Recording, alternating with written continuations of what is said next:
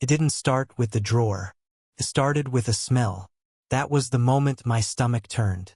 A scent I didn't recognize drifted through our apartment like a warning I wasn't ready to hear. I just finished cleaning up after dinner. Nothing fancy, just pasta and a beer. And I was flipping through the channels when I heard her keys in the lock. She stepped inside, gave me that distracted little smile she always used when her mind was somewhere else, and said, "Hey," just that. One word. Flat. A little too casual. But I wasn't focused on her tone. Not yet. I was focused on the air. The apartment didn't smell like Claire. It didn't smell like the lavender body wash she always used, or her citrusy shampoo, or even the cheap dryer sheets she insisted on buying even though they made my skin itch. No, this was different. It was heavier, sharper, masculine. Cologne. Not a spray either. This was the kind of scent that came from a glass bottle with weight, something classic, something strong. It filled the room like it had settled into the walls. And I wasn't wearing it. I looked at her. She wasn't in scrubs like usual. She had changed into jeans and a fitted sweater, both of which looked too carefully chosen for a double shift. Her cheeks were still a little flushed, and there was a fresh line of mascara under each eye. Subtle, but I noticed. Claire's always been meticulous about how she presents herself. Even on her worst days, she's put together. She'd chalk it up to being a nurse. You see enough bodily fluids and chaos in a single shift, and you start finding control wherever you can.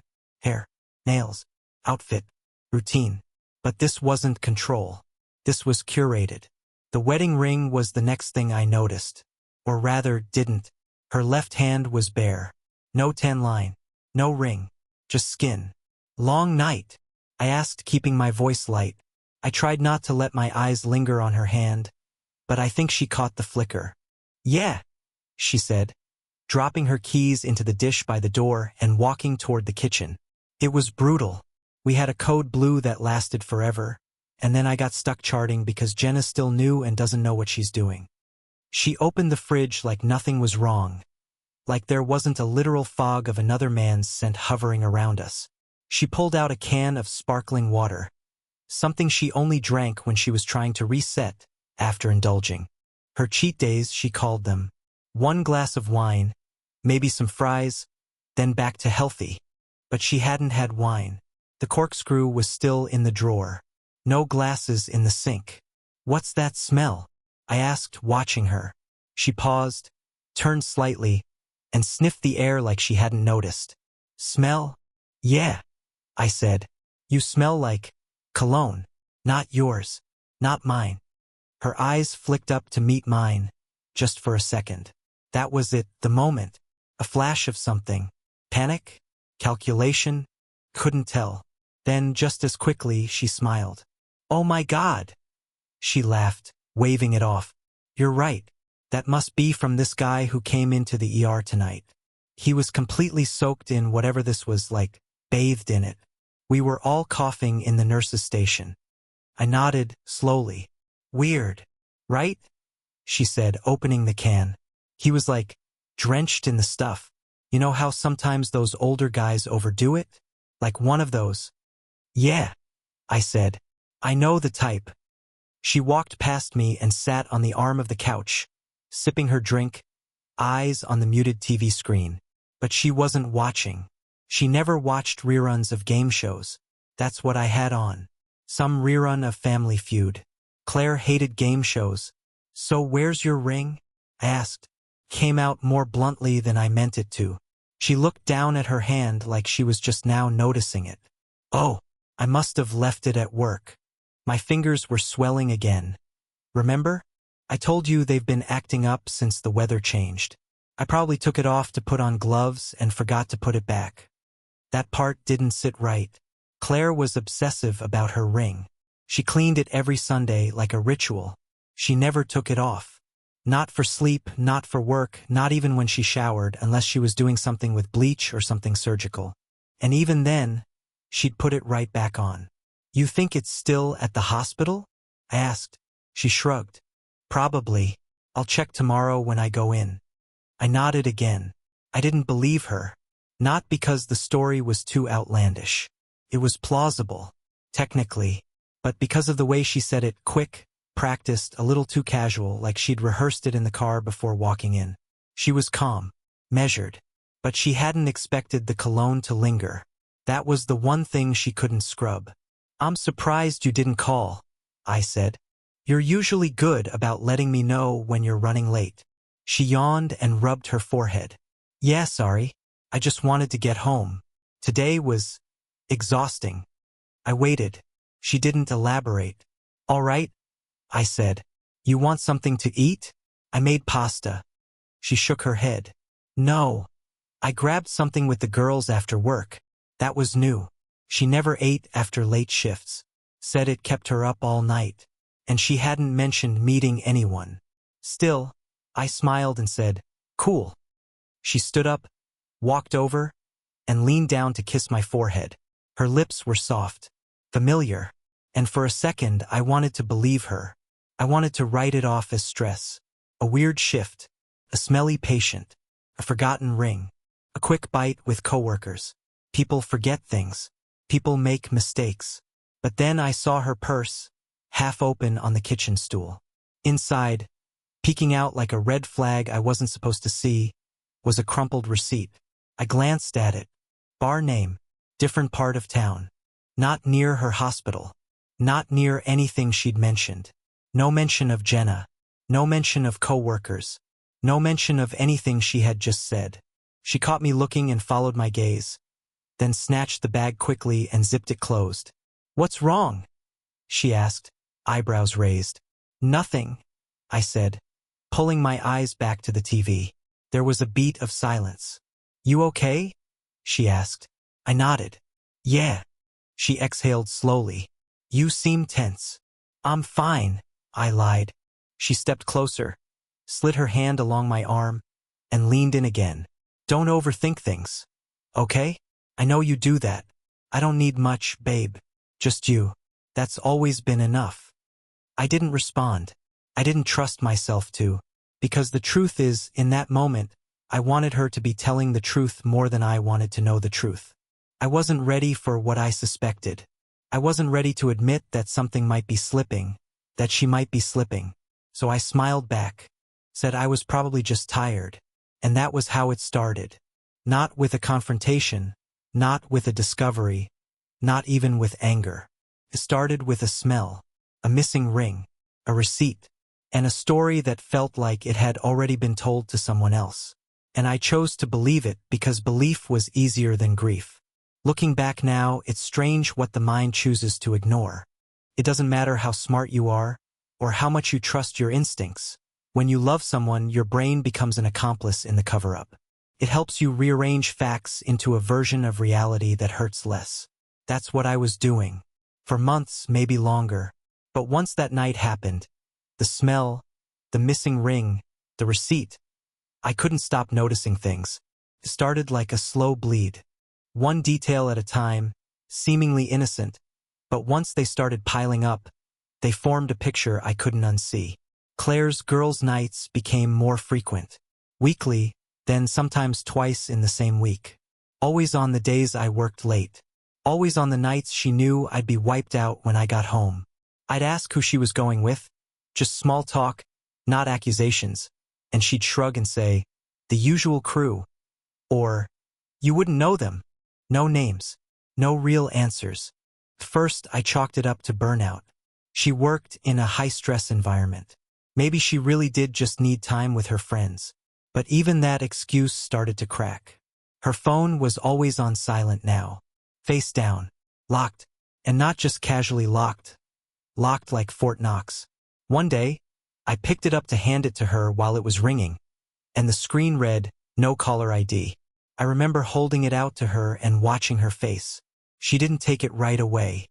Her eyes flicked to the screen, then to me, and she hesitated just long enough for me to notice. Then she grabbed it and silenced the call. "Spam," she said, stuffing the phone into her pocket. "I've been getting those a lot lately." After that, she set up a new password. A longer one. I wasn't the type to snoop, not back then. I didn't need to. We'd always had an unspoken rule. Honesty first. We weren't that couple that needed to check each other's phones or track each other's locations. That's what I thought. But it wasn't just her phone. She started using words I didn't recognize.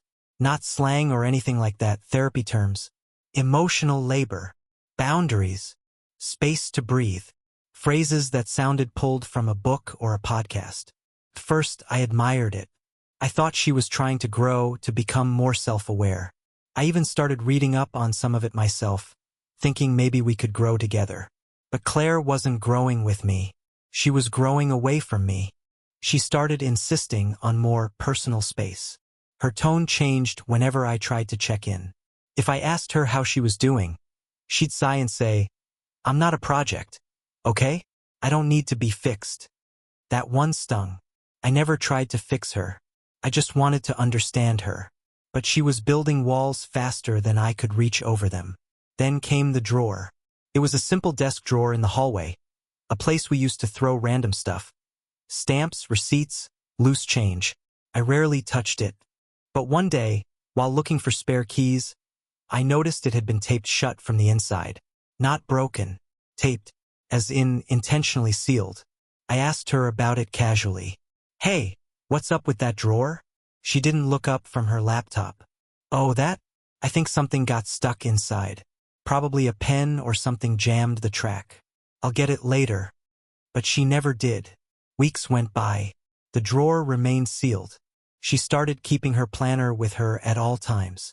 Claire used to leave it open on the kitchen table, color-coded, filled with appointments, work notes, grocery lists.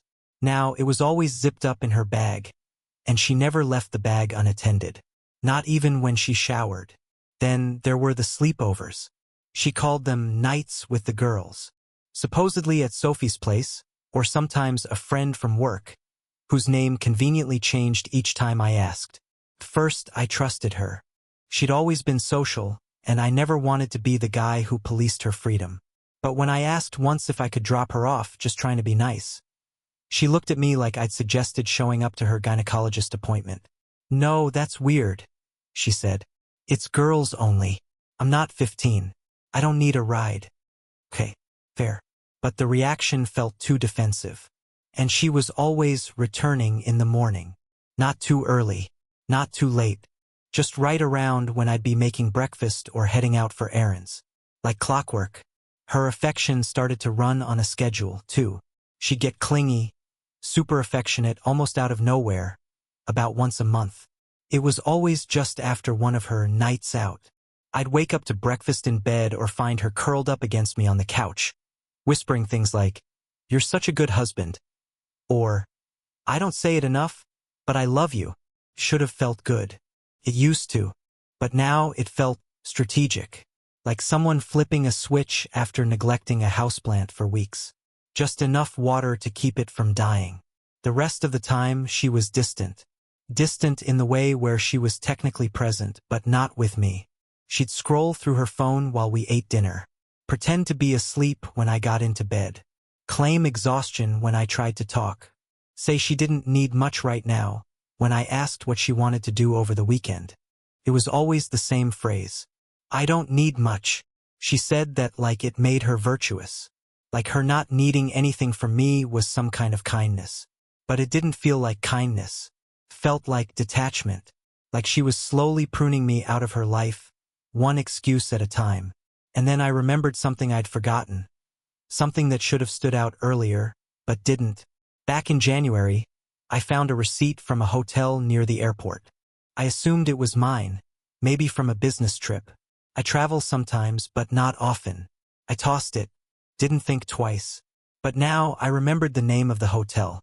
I remembered that she had once told me her book club met there for a one-time event because someone's cousin worked in hospitality and had gotten them a good deal on a conference room. It sounded plausible. That's how most of her stories sounded, just plausible enough. But here's the thing. Claire doesn't read. She never has. She tried to get into audiobooks once during the pandemic and gave up halfway through The Nightingale. Said she couldn't focus. So why would she be in a book club? That's when it started hitting me in waves, not all at once, but in flashes. The moments I had dismissed. The small lies. The shifts in tone. The pieces of her life she had removed me from. Like carving out the core of an apple and leaving the shell intact. This wasn't a crisis. It was a calendar, a cycle, something planned with effort, with intention. She wasn't lost or confused or working through personal growth. She was coordinating, controlling, managing her double life like a second job. And I was the idiot she was counting on to stay blind. Still, I told myself maybe it was stress. Maybe she really was overwhelmed, burned out, dissociating. All those therapy words she liked to throw around. But even that excuse was starting to wear thin. Because you can't misplace patterns. You can't gaslight evidence.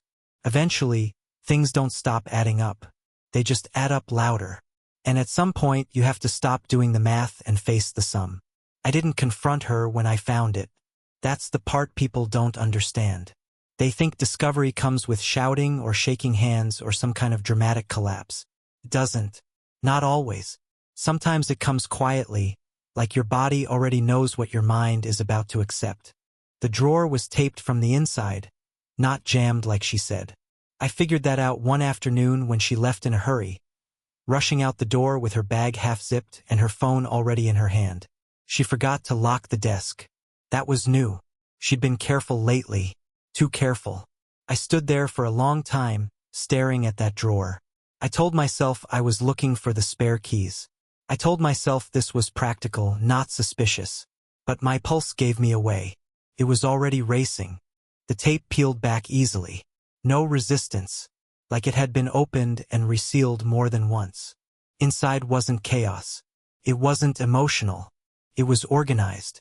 Her planner sat neatly on top. Not the one she carried around. An older one. Same brand. Same color coding.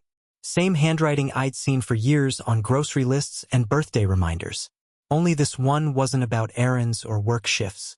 This one was different. Dates were circled. Not holidays. Not appointments. Hotels. Initials. Notes written in the margins, small and efficient. Night out. Return AM. Say it was the club meeting. Delete after. I flipped pages slowly, like maybe if I didn't rush, the meaning would change. Didn't. This wasn't a mistake. This wasn't a moment of weakness. This was a schedule. There were patterns.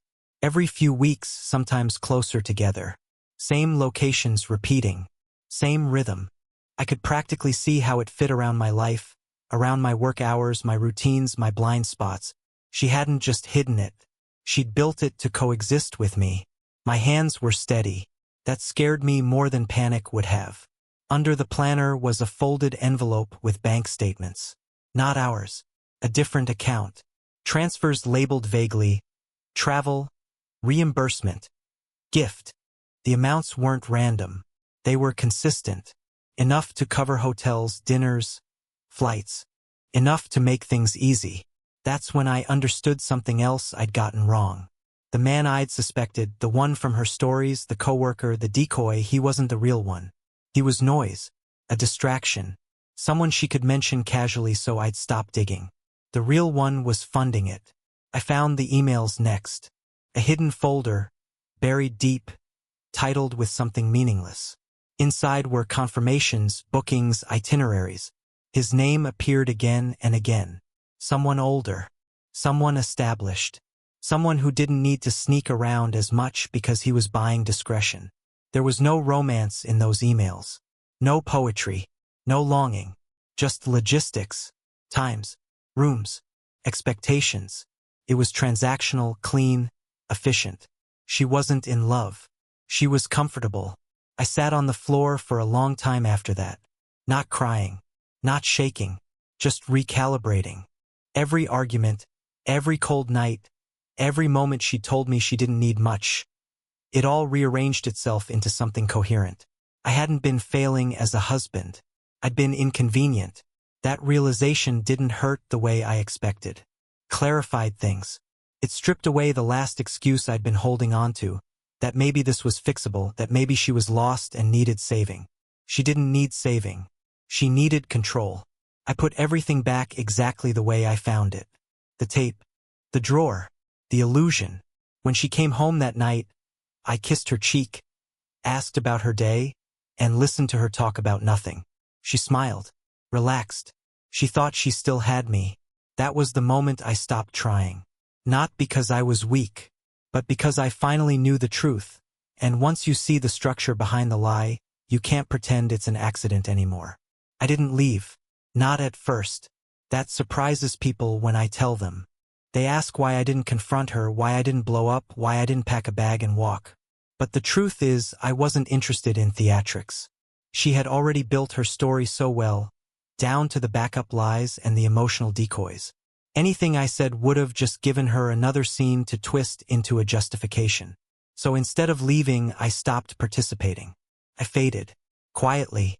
I didn't slam doors or shout accusations. I didn't cry or beg for explanations.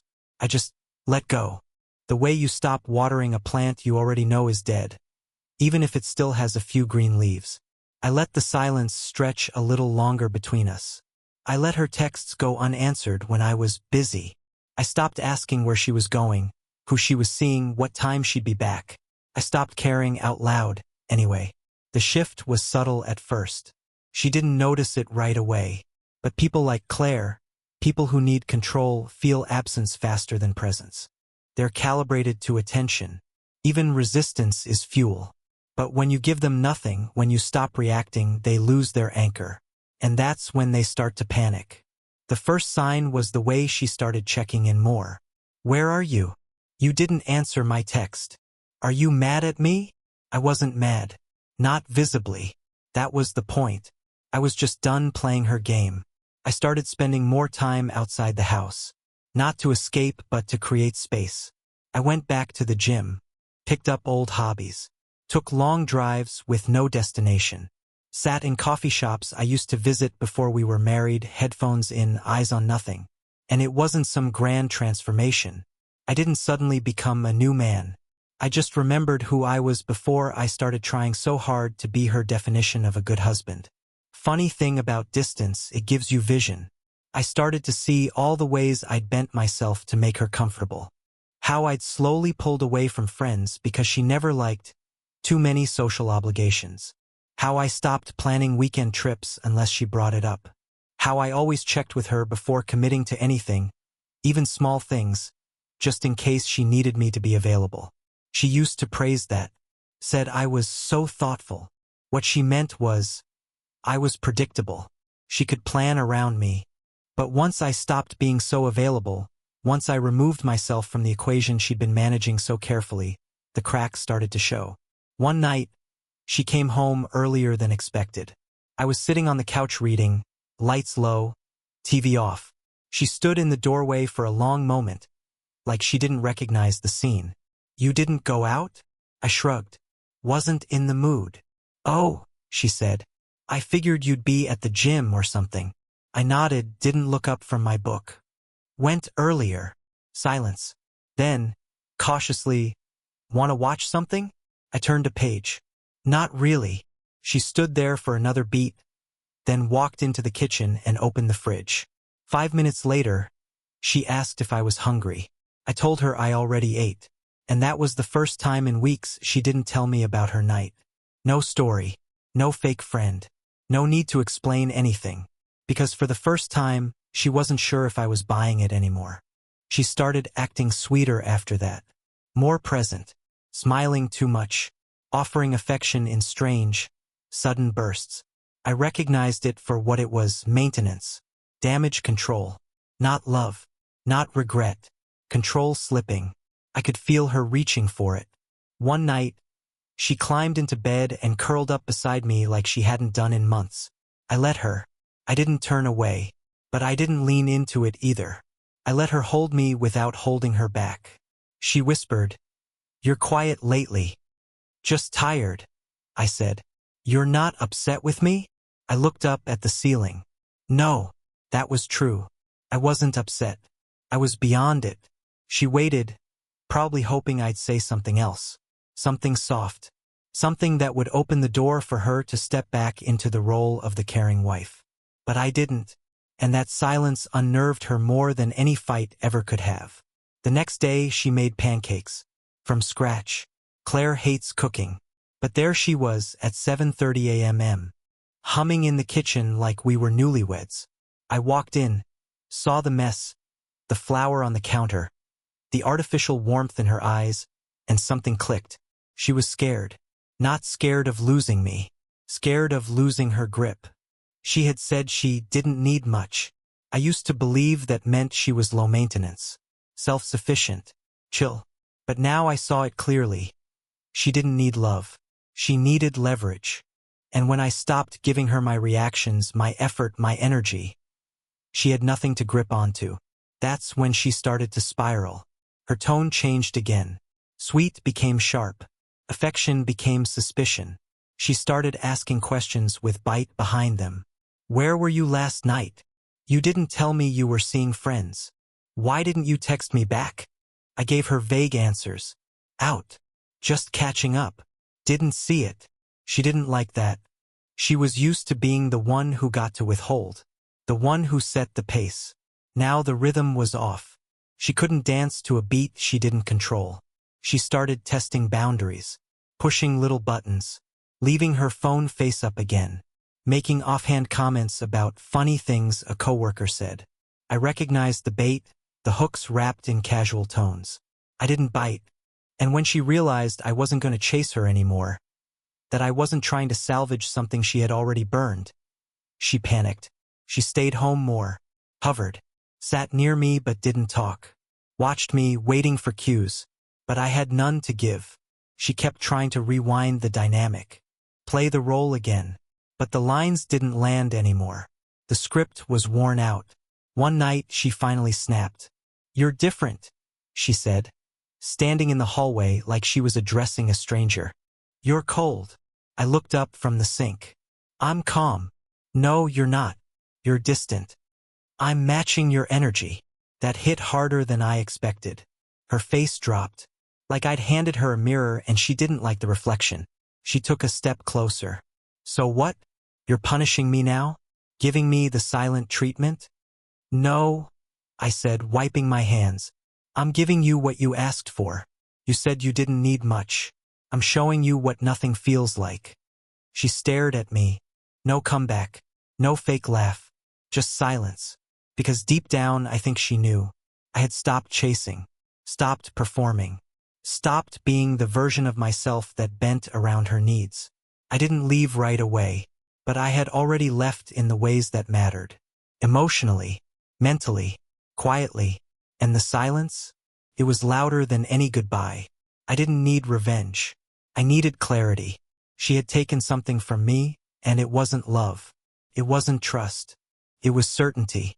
The kind of quiet confidence you carry when you think your life is solid, anchored. She replaced it with doubt. Mistrust, yes, but also self-blame. That gnawing feeling that somehow, maybe, this was my fault. So I stopped asking questions. And I started collecting facts. The receipts, the emails, the planner, none of it was copied. I didn't need to duplicate her lies. I needed something better. The truth, placed in the hands of someone who had been helping her live it. That's when I reached out to him. Not the first man. The one she paraded through excuses. The coworker with the too obvious name and the clumsy flirtations. No, I went to the one who wasn't supposed to be seen. The financier. The real player behind the curtain. The man she had crafted an entire secondary life around. I didn't send a warning or a threat. I didn't use bitter language. I just sent an email. Short. Professional. Attached were **TS, dates, expense logs, the hotel confirmations, all traced neatly back to her. Every message timestamped. Every lie cataloged. It was a gift, really. An unfiltered mirror. And I sent it without a word to her. No heads up. No cryptic comments. No letting her sense the shift. That was a Thursday. By Saturday morning, he was gone. She didn't say anything at first. But something in her face changed when she walked in that afternoon. Like a door had slammed shut behind her and she hadn't expected the echo. She tried to hide it. Acted normal. Did the dishes. Asked if I needed anything from the store. I said no, and that was the end of it. But by that night, the panic set in. It started with pacing. I caught her walking from room to room like she'd lost something. Not an object. A signal. Like she was waiting for a reply that wasn't coming. Then the text started. Quick glances at her phone. Lips pressed tight. Fingers flying across the screen with practiced urgency. I saw the flash of a name, just a first name, sanitized, but the frequency gave it away. By Sunday, the tone changed completely. She was angry. Not yelling angry. Scared angry. She snapped at small things. My silence. My calm. The fact that I folded laundry without asking her how she wanted it done. All of it felt like provocation to her. "You're being passive-aggressive," she said, standing in the doorway like a prosecutor. "If you're upset, just say it." "I'm not upset," I replied, not looking up. "You're obviously punishing me."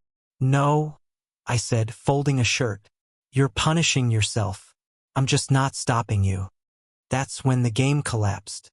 Whatever script she had been running, whatever image of control she'd built, it didn't work anymore. Her lines didn't land. Her tone didn't sway me. She couldn't find purchase. It was like watching someone argue with a locked door. And locked doors don't answer. She tried a different tactic then. That night, she came into the bedroom wearing the perfume she used to save for anniversaries. Soft, floral, nostalgic. A sensory P***N. One she used to wield without saying a word. I didn't flinch. She stood at the edge of the bed, waiting.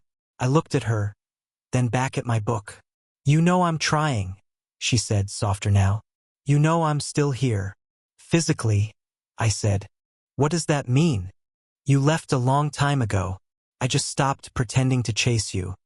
That silence stretched long.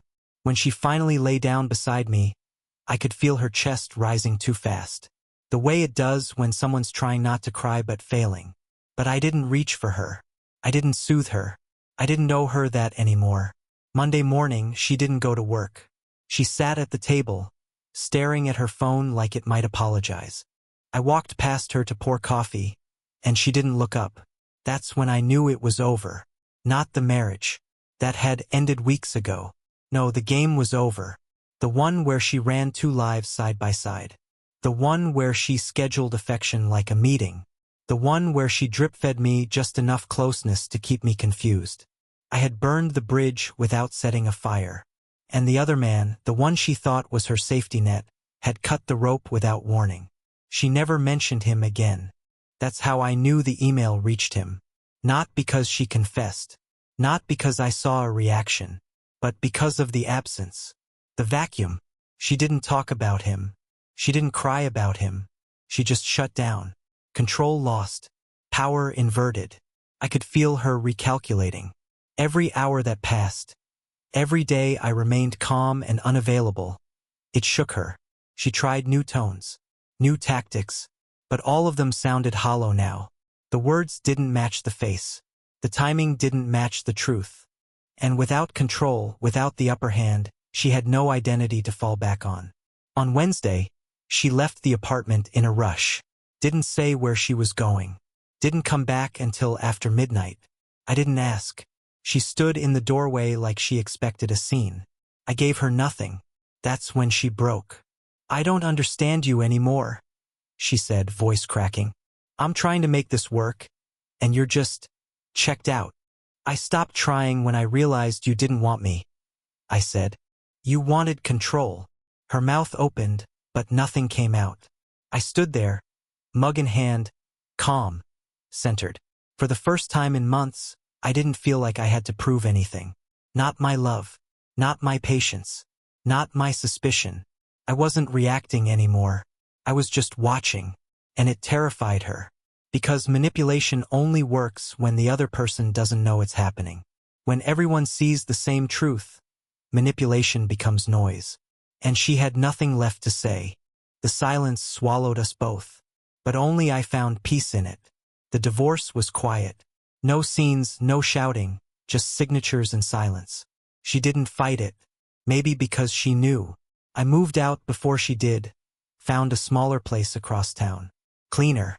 Lighter. No traces of her perfume clinging to the furniture. I stopped checking my phone. Stopped walking on eggshells. I started running again, sleeping better, eating slower. Felt strange at first, peace. But I leaned into it. There was no performance left to give. No damage to control. Just me, alone, breathing fully for the first time in years. And that was enough. She once said she didn't need much, just space, simplicity, freedom. What she meant was, she didn't want accountability. She didn't want love that asked for honesty. She wanted comfort without commitment, praise without presence. So I gave her what she asked for. Nothing. No calls, no chances, no return. And now she knows what it feels like. Nothing isn't peaceful. It's cold. It's empty. But it's honest. And that's how I finally got free.